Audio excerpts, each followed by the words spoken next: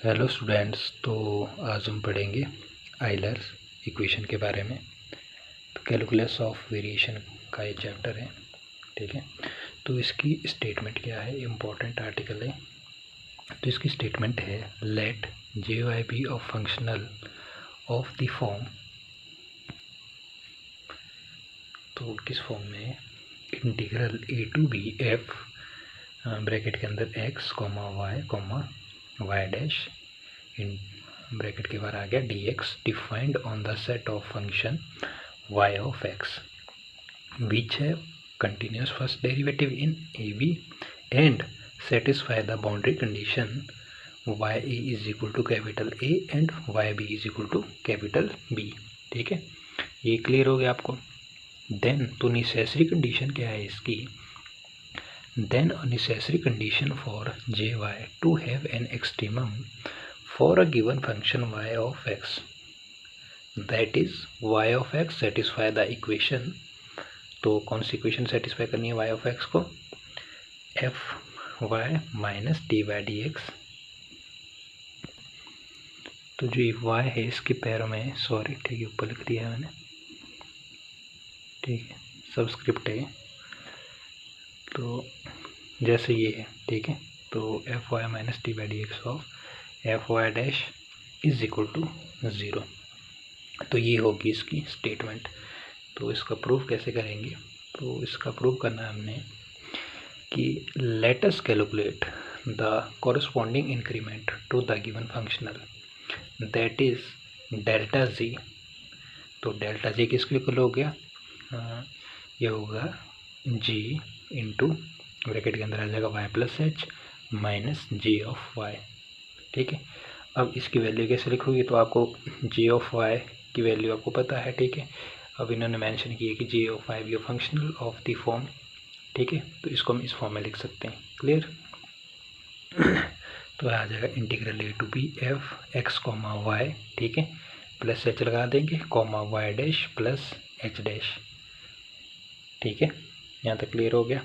Into D x minus G of y की value तो आपको पता थी, ठीक है, वो आपने यहाँ से लिख देनी है, जो ये वैल्यू है, ठीक है। तो ये होल टर्म यही आ गई, ये क्लियर हो गया, ठीक है। कुछ नहीं किया, सिंपल देखो, जो जी ऑफ वाई की वैल्यू तो ये थी, अब जी ऑफ वाई प्लस एच बोल रहा है। देखो इंटीग्रल ए टू बी तो सेम रहा, एफ भी सेम रहा, एक्स कॉमा वाई सेम रहा, ठीक है। प्लस इधर एक एच लगा दिया, फिर कॉमा, यहाँ कॉमा था, फिर वाई डैश के साथ क्या लगा दिया, एच डैश, ठीक है। और ब्रैकेट के बाद d x as it is, ठीक है। तो इतना सा चेंज हुआ क्योंकि ये जे वाई प्लस एच था, ये जे वाई था, ये क्लियर हो गया। अब इसके बाद सिंपल आपने क्या करना है, देखो इसमें integral A to b common है और डी ऑफ एक्स कॉमन है, तो ए टू बी आपने पहले बाहर ले लेना है और डी एक्स इस साइड ले लेना है, ठीक है। तो आपकी टर्म क्या बनेगी, तो आपकी टर्म बन जाएगी इंटीग्रल ए टू बी आपने बाहर ले लिया कॉमन, ठीक है, डी ऑफ एक्स इधर से कॉमन ले लिया, तो रिमेनिंग टर्म बच गई आपकी f x comma y plus h comma y dash plus h dash minus f of y x comma y dash. अब इसके बाद आपने क्या करना है, इसके बाद आपने यूज़ करना है टेलर थ्योरम का, क्लियर। तो जब आप टेलर थ्योरम का यूज़ करोगे तो आपकी जो टर्म है, ठीक है, डेल्टा जी है, ठीक है। तो ये क्या बन जाएगी, इंटीग्रल ए टू बी क्या चेंज आएगा इसमें, जो एफ है इसके साथ लग जाएगा एफ वाई, ठीक है। इधर एफ के साथ एफ वाई लग गया और x y comma Y dash आपने अंदर लिख दी टर्म, ठीक है। और ब्रैकेट के बाहर आ जाएगा एच, ये चेंज हुआ, प्लस इधर भी चेंज क्या हुआ, इसमें एफ का एफ वाई इसके साथ लग गया वाई क्यूब, इधर वाई लगा था, इधर लग गया वाई डैश इसके साथ, ठीक है। और इधर x y dash as it is, ठीक है, और साथ लग गया एस डैश, इधर एच लगा था, ठीक है। तो कहने का मतलब ये है कि इधर वाई लगा और एच लगा, इसके साथ लगा वाई डैश और इधर एच डैश डी एक्स, ठीक है, ये चेंज हुआ। Plus term containing higher order partial derivative and power of h and h dash greater than 1, ठीक है, ये क्लियर हो गया। और आपके पास डेल्टा जी क्या बन जाएगा, delta G is equal to integral A to b, ठीक है, f Y comma x comma Y dash H plus F Y dash x comma Y dash into h dash d x plus so on, clear. तो यहाँ से आप क्या बोल सकते हो, यहाँ से एक रिजल्ट निकलता है हमारे पास। यहाँ से आप बोल सकते हो कि जो क्लियरली जो ये इंटीग्रल है, क्लियरली द इंटीग्रल, जो इंटीग्रल है, ठीक है, ये कैसा है, क्या रिप्रेजेंट कर रहा है, represent the principal part of delta G. ठीक है, तो आपने यही टर्म आपने लिख देनी है, नॉट दिस, ओनली दिस। ठीक है, रिप्रेजेंट क्या कर रहा है, part of, principal part of delta G and hence the variation of J Y is. तो इसका वेरिएशन क्या होगा, ये हो जाएगा आपके पास del J is equal to, यही टर्म लिखनी है आपने। ठीक है, ये इसका वेरिएशन है, तो वेरिएशन आ गया इसमें डेल जी। ठीक है, is equal to integral A to B और F Y comma x comma Y dash H plus F Y dash x comma Y dash H dash into D x. तो ये क्या है, इसका वेरिएशन, और ये क्या रिप्रेजेंट कर रहा था, principal part of delta G. तो अब हमने लास्ट में क्या प्रूव करना है, अब हमने प्रूव करना है इसका नेसेसरी।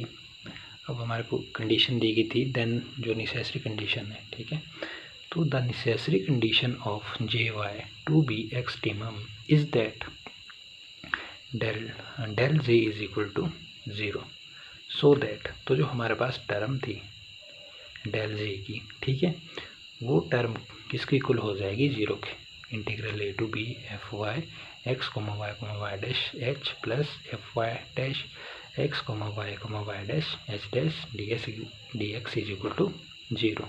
तो ये टर्म किसकी इक्वल हो जाएगी, 0, लिख दिया इधर। ठीक है, इसके बाद क्या करना है, आपने लेमा 4 का यूज़ करना है, बाय लेमा 4। ठीक है, तो आपने लेमा 4 पढ़ा होगा, इसके पीछे जो आर्टिकल मैंने बताया था। ठीक है, तो उसमें क्या है कि जो हमारा इफ़, मैं आपको स्टेटमेंट बता देता हूँ, वैसे तो आपने पढ़ लिया होगा। ठीक है, तो इसमें क्या है, जो हमारा if alpha x and beta x आपने लिखना है इसमें। ठीक है, मैंने लिखा नहीं है, मैंने जस्ट लिखा है कि बाय लेमा 4 में आपको बता देता हूँ, और मैंने इसके पिछले आर्टिकल में वीडियो अपलोड की है। ठीक है, तो उसको देख लेना, उससे भी आप लिख सकते हो। तो इसकी जो स्टेटमेंट क्या है लेमा की, if alpha x and beta x are continuous in a comma b and if integral A to b alpha x into h x plus beta x h dash x is equal to 0 d x is equal to 0 for every function h of x belong to D1 AB, और such that जो हमारा H A है वो किसकी equal है, h b के, then beta x is differentiable and beta x is equal to alpha x for all x belong to a b. तो ये है हमारी जो लेमा 4 है। ठीक है, उसकी स्टेटमेंट है, तो ये आपने लिखनी है। तो ये नहीं लिखना है आपके, देन प्रूव दैट आपने लिखना है कि beta x is differentiable and beta x is equal to alpha x. ठीक है, तो ये नहीं लिखना है, बाकी आपने पूरा लिखना है, क्योंकि आप डायरेक्ट लिख नहीं सकते पेपर में कि बाय लेमा 4 बाय, उनको नहीं पता होता कि कौन सा लेमा आप यूज़ कर रहे हो, आपने इसमें लिखना है। ठीक है, ये पूरा लेमा लिखना है। ठीक है, नॉट प्रूव, बस इसकी स्टेटमेंट लिखनी है। ठीक है, तो इस लेमे का इसमें यूज हुआ है, 4th लेमे का। तो इसके बाद आप लिखोगे वी गेट, तो इससे आप क्या मिलेगा, F of Y is equal to D Y D X F Y dash. तो taking F of Y is equal to alpha x and F Y dash is equal to beta X in the above stated lemma. ठीक है, ये लिखना है आपने। तो यहाँ से आपका एफ ऑफ वाई, इस टर्म को लेफ्ट हैंड साइड लेके आओ, तो f of y minus d by d x of f Y dash is equal to 0। ठीक है, तो आपका ये रिजल्ट निकल जाएगा। तो इसके बाद एक लाइन आप और ऐड कर सकते हो, which is known as Euler equation. ठीक है, तो ये था कंप्लीट सॉल्यूशन इसका। ठीक है, तो इम्पोर्टेंट आर्टिकल है।